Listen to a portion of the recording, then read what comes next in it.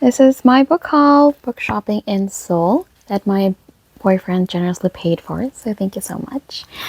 So if you're on the lookout for English books or Korean books translated in English, Kyobo Book Center in Jongno is one of the few bookstores that carry English books. So if ever you're in Seoul and you're on the lookout for Korean books that are not being distributed here in the Philippines, then you can head on there. So my first book is The Have the Right to Destroy Myself by Young-ha Kim. I've been meaning to find a book by this author ever since I saw him in this talk show with Namjoon. So Namjoon and he were one of the six hosts, I think. It was called The Encyclopedia of Useless Facts on Unbelievable Human Beings, and the insights that they gave were just so smart, and I just wanted to pick his brain more. So I wanted to find a book by this novelist. So he won a lot of literary awards already in Korea. This book is about a spectral, nameless narrator, and the book gives off like a dream, sort of a dreamlike vibe. So I'm very much excited to finish reading this book. I've just started reading the first chapter, so I hope that I'll be able to love it.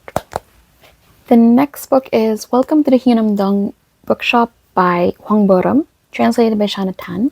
Of course, this is, I think, one of the more popular Korean books right now in circulation in the Philippines. So don't know much about it, but let me just read the summary. Youngjo did everything she was supposed to: go to university, marry a decent man, and a respectable job, and it all fell apart. So it's about the main character experiencing burnout and opening a bookshop.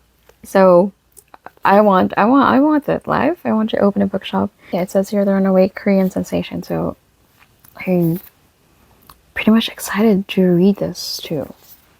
The next book, of course, is Greek Lessons by Han Kang. She doesn't need any more introduction. She is a Nobel Prize winner last year. This will be my first book by this author. It's about a girl who became mute, I think maybe after an accident, and her Greek teacher, and how probably they navigate life and possibly love. The premise looks very interesting based on the summary. This is a bit of a short book too. I think this is her latest book published last year, so yeah, very much excited to read this too. The next book is sort of a random find because I saw it in a clearance area. So this is The Perfect Nine by Ngugi wa Thiong'o. He is Kenyan and he writes about, I don't know if it's like a tribe, but it's like the founding of Kenya's Gikuyu people and the ideals of beauty, courage, and unity. He was a political writer because one of his novels, Petals of Blood, I think criticizes the Kenyan government back in the day. So he was imprisoned for it, and now he is a professor of English and comparative literature at the University of California, Irvine.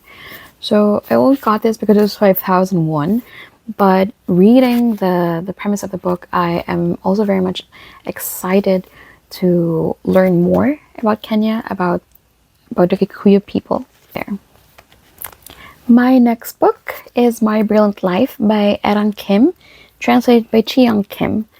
So initially, I just got drawn into the plot because it tells of Adam and how he is working on a manuscript, piecing together bits and pieces from his parents' lives before he was born or after he was born, and his childhood, and hoping to present it on his birthday. Then I later found out that there was a film adaptation almost 10 years ago, and Song Ye-kyo was in the film adaptation. So I'm guessing this is really pretty popular back then, and I can't wait to read it because I think it's going to be a tearjerker. The next one is also kind of a random find because it was also in the clearance area. It was only for 10,001. So it's the Impossible Fairy Tale by Han Yu-jo, translated by Janet Hong. from what I can tell, it's kind of a psychological thriller or just a thriller in general. One of the blurbs is that is this a horror story or a memoir, a work of theory or a riddle?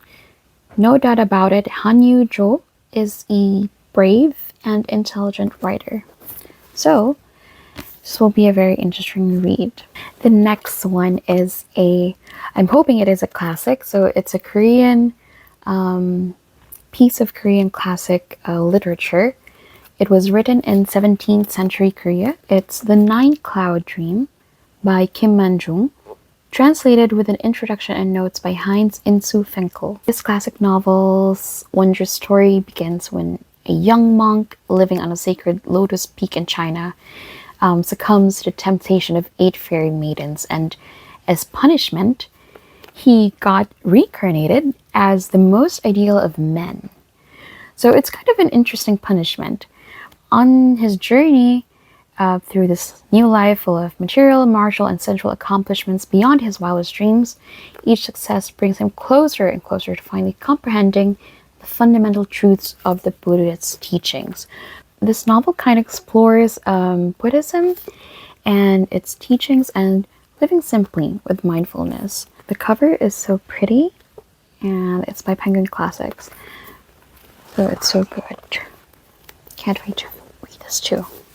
The last one is Love in the Big City by Sang Young Park, translated by Anton He. And if that name sounds familiar, he was also the one who translated Beyond the Story, the book about BTS journey.